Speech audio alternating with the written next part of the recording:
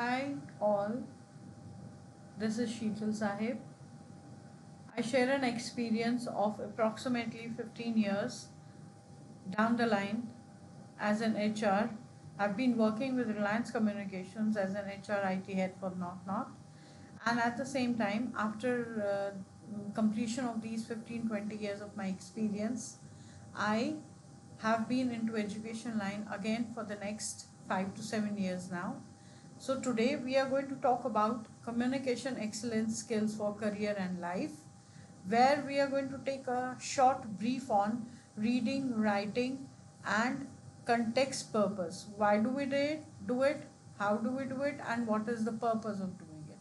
Now, coming to a small introduction on communication, it is the foundation of an human interaction, whether we are reading a message, whether we are speaking to somebody or a group of people, or we are writing an email or ability to communicate. Now, what are the fundamentals of communication? We are going to talk about that in our coming slides. In this particular venture, we are going to close. Table of context would be module 1. We are going to talk about foundations of communication. In module 2, we would be talking about professional writing, clarity, tone, and impact. In module 3, we would be taking care of reading and critical thinking for professionals. In module 4, spoken communication, everyday and day to day routine, executive presence as well. In module 5, integrated communication in career scenarios.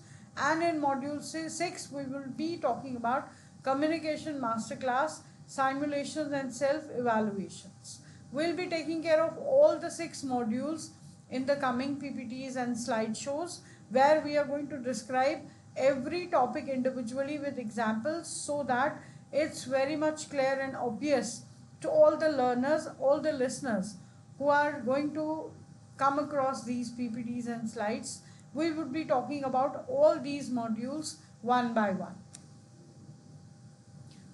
Talking about communication fundamentals, read, speak, write, and purpose. What is the focus?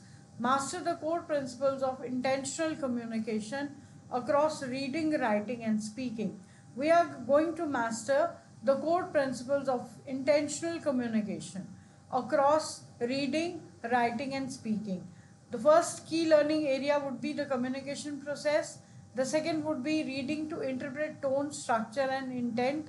The third is going to be writing with clarity and readers' focus. And the fourth would be speaking with purpose and listeners' orientation.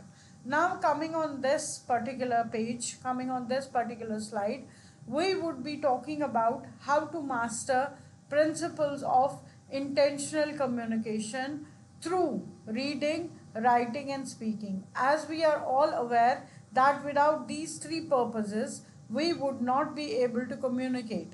Communication is a simple process of understanding your thought process, putting your views forward to the other person, how you write it, how you communicate it to the other person. Modes would be reading, writing, and speaking. So, the communication process is reading to interpret through tone, structure, and what is the intent of saying whatever you have to say.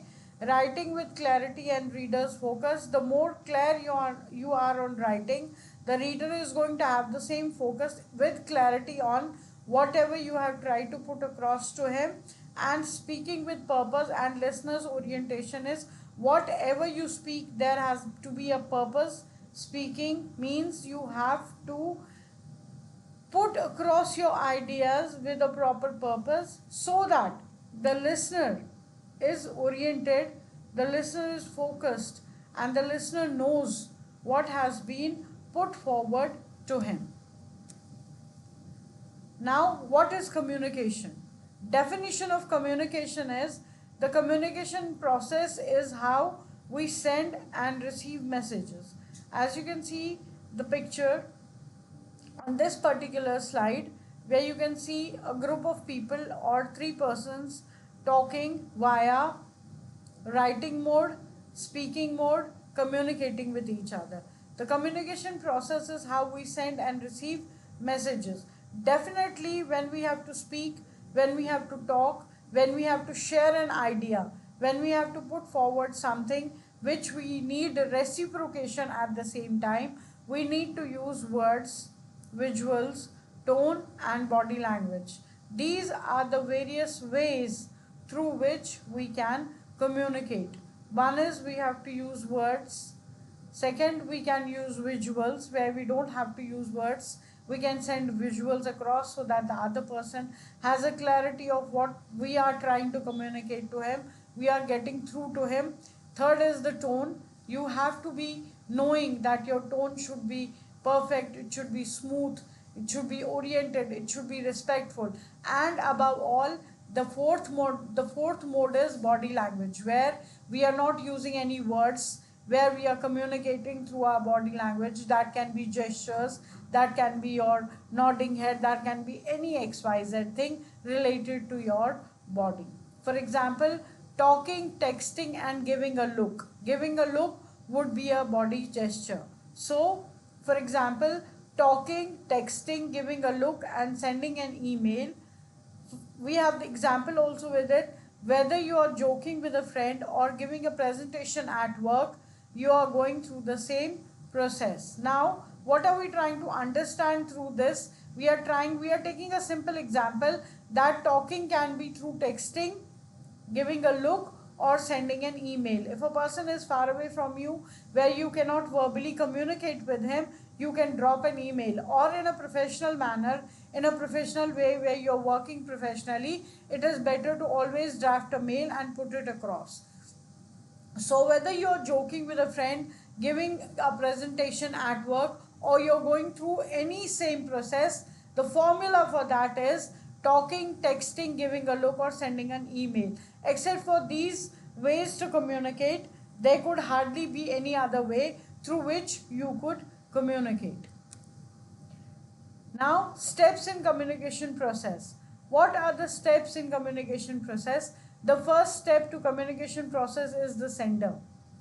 Second is encoding, third is messaging, fourth is decoding, and fifth is receiver.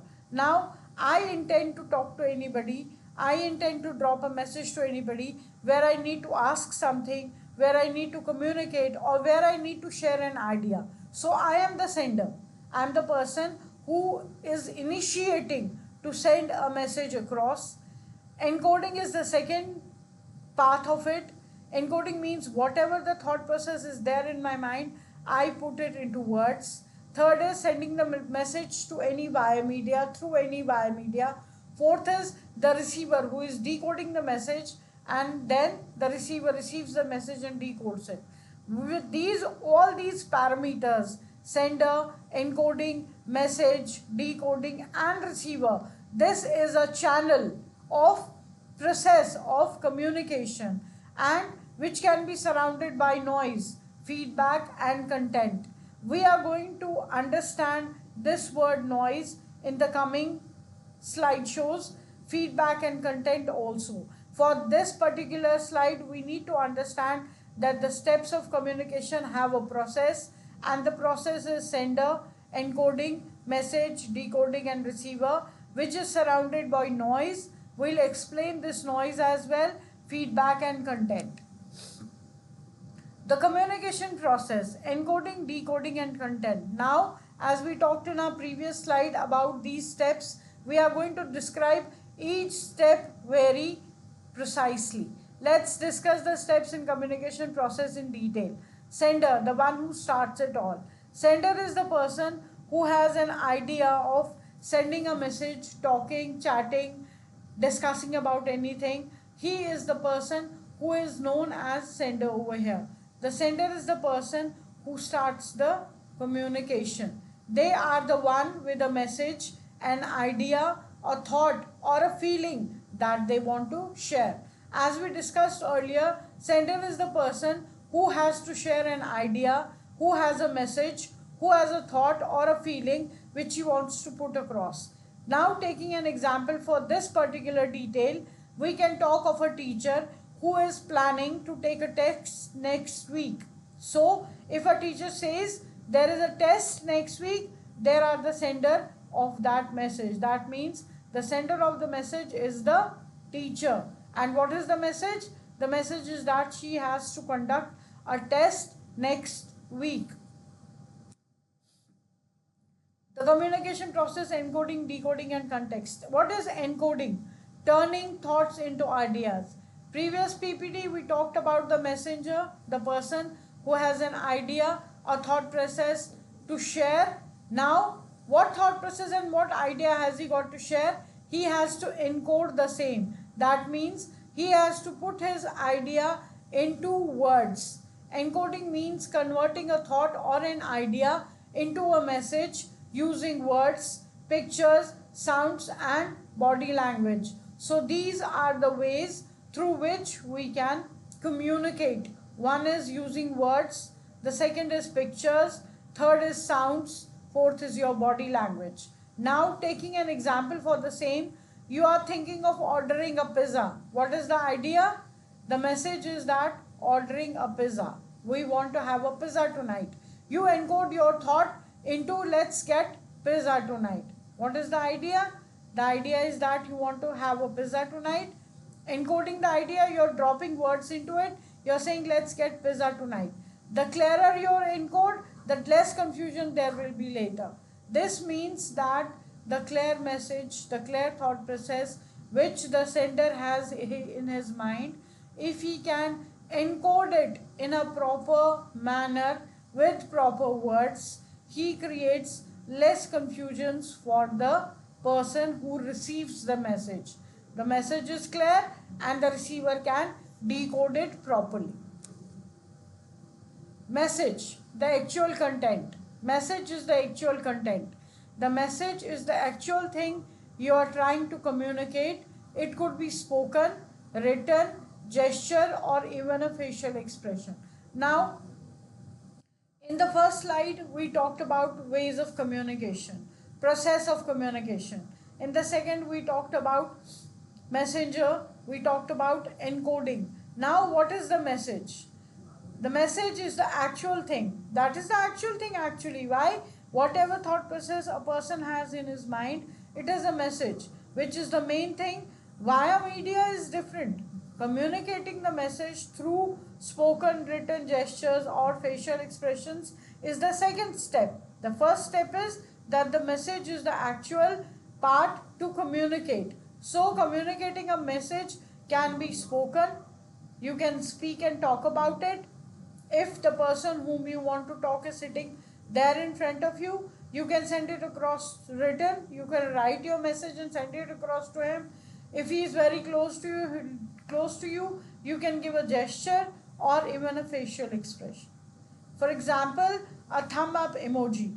As we are living into social media these days, as we are having lots of awareness on social media, as every next person is very much available on social media, cutting down on time, being precise and short, thumb up emojis means go ahead, I am okay with it. So is an email or a smile. A thumb emoji is a message, so is an email also a message, and a smile is also an okay. Either you drop a thumb up or you drop a message saying smile. Dropping a message can also be a gesture. What is the channel? The way it travels. The channel is the medium or path used to send the message. Now we have an idea of the messenger. We have an idea of what message we have to send. We know the via media through which we have to send spoken, written, gesture, facial expression. Now we have to find the channel. The way it travels. We have to see how our message, which we have thought within ourselves, which we are going to encode and put it in words, how is it going to get channeled? So the way it travels will be, the channel is the medium or the path used to send the message. For example, spoken messages through voice or audio channel. Text messages are telephonic, internet, digital channels. Presentations are visuals plus audio channels. Repeating the examples, I am clarifying that spoken messages can be vocal through voice and audio channels. Text messages can be phone, internet, or digital channels. and presentations can be visual plus audio channels. Now, what is decoding? We talked about messenger, we talked about the message, we talked about encoding, we talked about the channel, we talked about how do we express or talk about our idea or message. Now we are going to talk about decoding, making sense of the message which the receiver receives. Does that make sense to him? Is he able to decode the message? Decoding is what the receiver does to understand the message. For example, taking an example for the same, you hear, let's get a pizza tonight. In the last PPT, we talked about an idea or a message where we said, let's get a pizza tonight. Now, understanding it is a dinner plan. If your friend, if your partner, if your colleague, if anybody is dropping you a message where he is specifically writing, let's get pizza tonight, clearly gives you an idea. The receiver who is receiving the message is decoding it in a way where he is understanding that this is related to our dinner plan tonight. It is clear, it's obvious, there's nothing which creates confusion.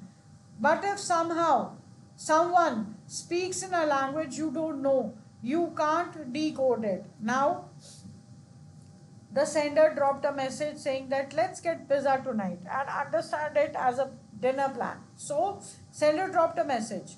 Now, the receiver who has received the message, if he has not understood the message clearly, if he has not been able to decode it clearly, he will be in a confusion. So what we understand through this particular slide, that we have to be very precise, we have to be very clear in encoding, writing words of the message which are in our mind, so that when the message travels to the receiver, he decodes it in a very simple way and understands the message clearly without any confusions.